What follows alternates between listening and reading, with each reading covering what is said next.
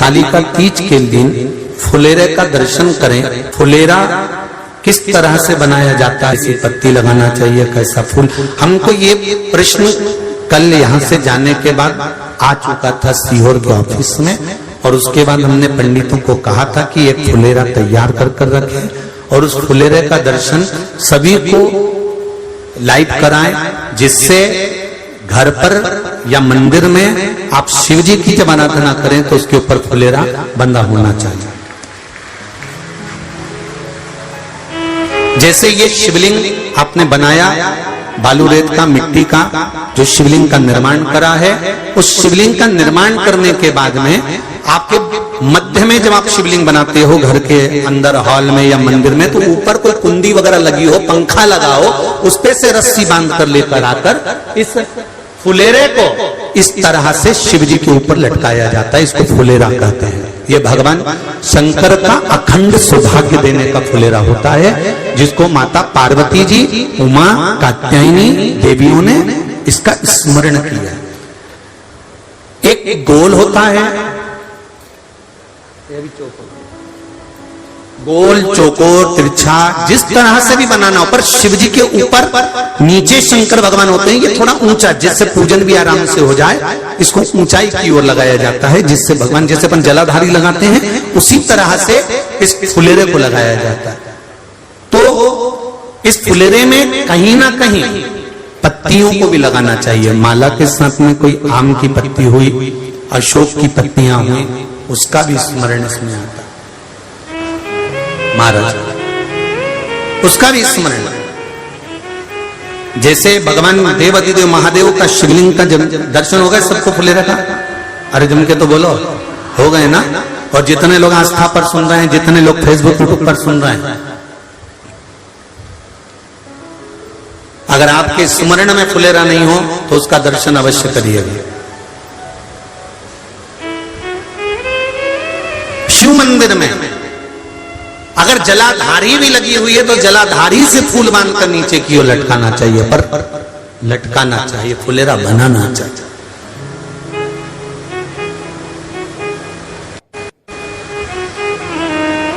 सात फल हैं फुलेरा। कितने फल हैं? 7। ध्यान दीजिएगा। पहला, फुलेरा जो नारी व्रत करती आती है और व्रत कर्म उसका चलता रहता है, उस व्रत कर्म के अंतर्गत मान लो किसी कारणवश बीमारी में, कोई गमी के अंतर, कोई सूतक सावड़ के अंतर्गत अगर नारी पूजन नहीं कर पाती है, पूजन नहीं कर पाई और उसने केवल फुलेरे का दर्शन ही कर लिया, अपने पलंग पर पड़ी पड़ी भी फुलेरे का दर्शन कर लिया है, तो नारी को हरतालिका तीज के व्रत का फल प्राप्त हो जाता है। 7 फल हैं भगवान शंकर के हरतालिका तीज के फुलेरे का। पहला फल व्रत का मूल। दूसरा, यदि कोई नारी आई और उसके संतान नहीं, 10 साल, 8 साल, 5 साल, 6 साल, 7 साल, 12 साल, 15 साल हो गए, उस फुलेरे का मात्र स्मरण कर एक पुष्प भी उसने अगर हल्दी कुंकू का लगाकर उस फुलेरे का टच कर भगवान शिव के पावन चरणों में रख दिया है और विनती कर गई है, तो अगला फुलेरा वो खुद बनवाती है, उसकी गोदी में संतान आ ही जाएगा। अगला फुलेरा वो खुद बनवाएगी, के जाएगी, जी अगली बार फुलेरा मेरी तरफ से बनवा देना, मंदिर में फुलेरा मेरी तरफ से लगवाना, अगली बार जब तुम पूजन करो तो फुलेरा मेरी तरफ से बनवाना। ये फुलेरे का महत्व। तीसरा, महाराज हम कोई दान, गौदान, हरतालिका तीज की किताब है आपके यहाँ, जो लोग पढ़ते होंगे हरतालिका तीज की किताब, उसमें लिखा है ब्राह्मण देव को ये दान देना है, ऐसा दान देना है। अब कोई गरीब है, कोई साधारण है, नहीं है किसी की कैपेसिटी, नहीं दे सकता, तो क्या होता है? तो कहा हम गौदान नहीं कर पाते, हम स्वर्णदान नहीं कर पाते, हम वस्त्रदान नहीं कर पाते, हम मुद्रा दान नहीं कर पाते, हम अन्नदान नहीं कर पाते, हम ये सारे दान अगर नहीं भी कर पाते हैं तो शिव महापुराण की कथा कहती है तीसरा फल फुलेरे का है कि मात्र फुलेरे का दर्शन स्पर्श कर लेने से सारे दानों का पुण्य फल प्राप्त हो जाता है। यह तीसरा फल फुलेरे। अब हरतालिका तीज का फुलेरे का चौथा महत्व है महाराज। चतुर्थ महत्व हरतालिका तीज के फुलेरे का है, जो कुंवारी कन्या हरतालिका व्रत करती है, पहली बार जो हरतालिका तीज का व्रत करती हैं या हरतालिका तीज का उद्यापन कर देती हैं, या किसी कारणवश शरीर ऐसा नहीं रहा कि बिना पानी के नहीं रह सकती, तो 2 बूंद अगर उन्होंने पानी भी पी लिया है या कोई कारणवश एक कुछ गलती हो भी गई है, तो मात्र फुलेरे का दर्शन कर लेने से वो गलती शंकर स्वीकार कर उसको क्षमा कर देते हैं। ये चतुर्थ भाव के अंतर।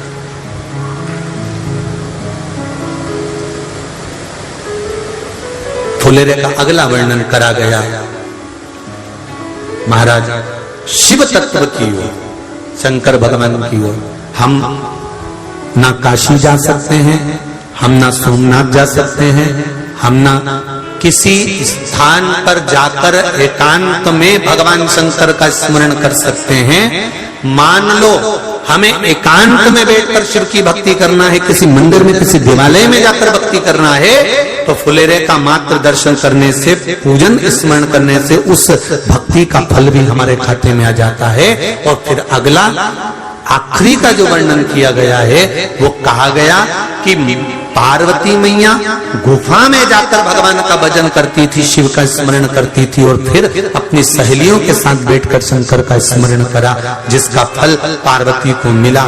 तो कहा हम ना किसी गुफा में प्रवेश कर सकते हैं, ना हम किसी गुफा में या जंगल में जा सकते हैं। इस फुलेरे के नीचे शंकर भगवान की जब अर्चना करते हैं, आराधना करते हैं, हरतालिका तीज के दिन फुलेरे के नीचे हम भगवान शिव की पूजन करते हैं, तो हमारा वन में किया गया भजन का फल ही हमको प्राप्त हो जाता है। ऐसे फुलेरे का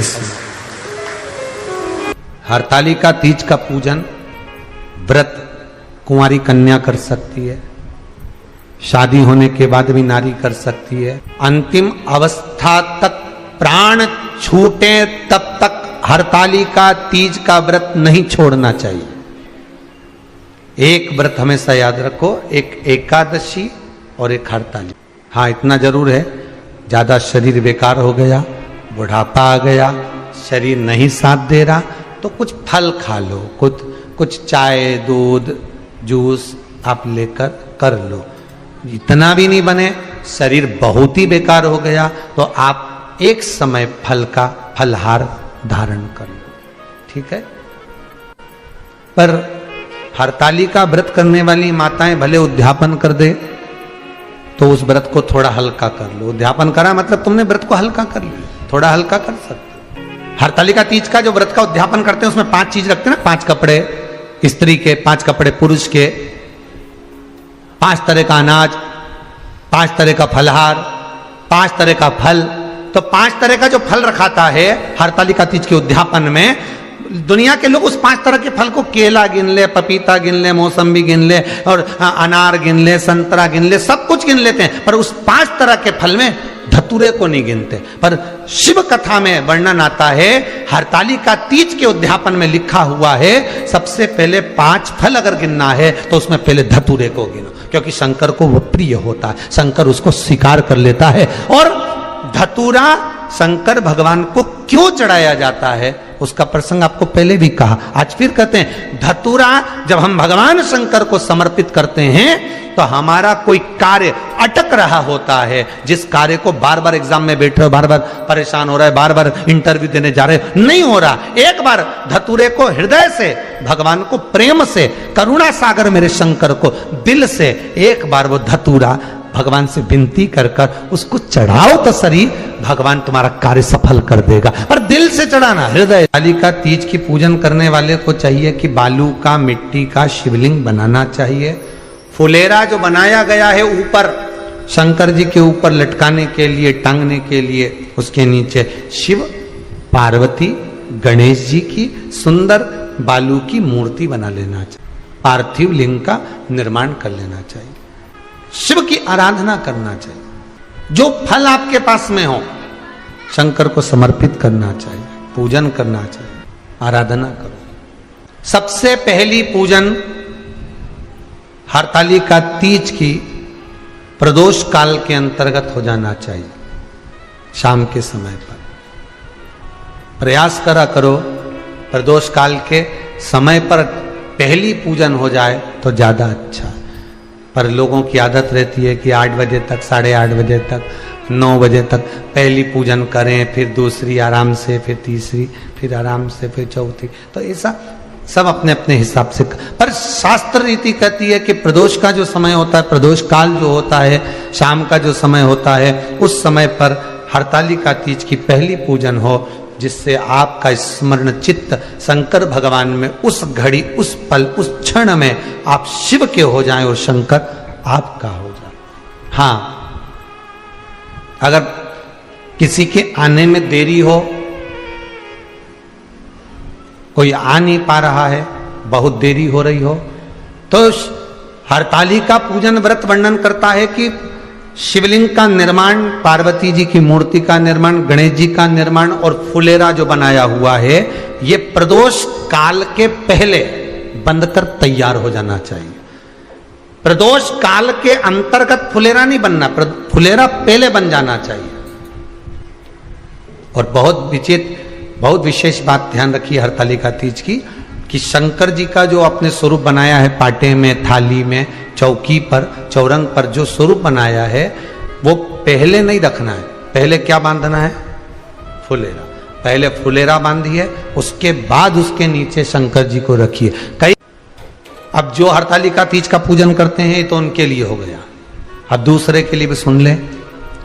जो नारी हरतालिका तीज का पूजन नहीं करती, व्रत नहीं करती, साधना नहीं करती, उसके लिए भी कहा गया कि आप अगर ये व्रत नहीं करते हो तो एक कार्य जरूर करना, कहीं पर फुलेरा बंधा हो, हरतालिका की पूजन हो रही हो, 5 मिनट 10 मिनट निकालकर अपने आसपास के किसी पौधे में से पत्तियां लेकर या पुष्प लेकर, 5 वृक्ष की पत्ती या 5 वृक्ष के पुष्प लेकर शंकर भगवान को जब पूजन हो रही हो, 5 मिनट माताएं जब पूजन कर रही हों, तब आप भी उस पुष्प को, उस पत्तियों को शंकर को समर्पित कर सकते हो। ये नहीं चढ़ा सकते तो 5 फल नहीं चढ़ा सकते तो 5 कुछ भी पुष्प आदि का आप शिव को समर्पित कर। और क्यों चढ़ाया जाता है, किस लिए चढ़ाना चाहिए?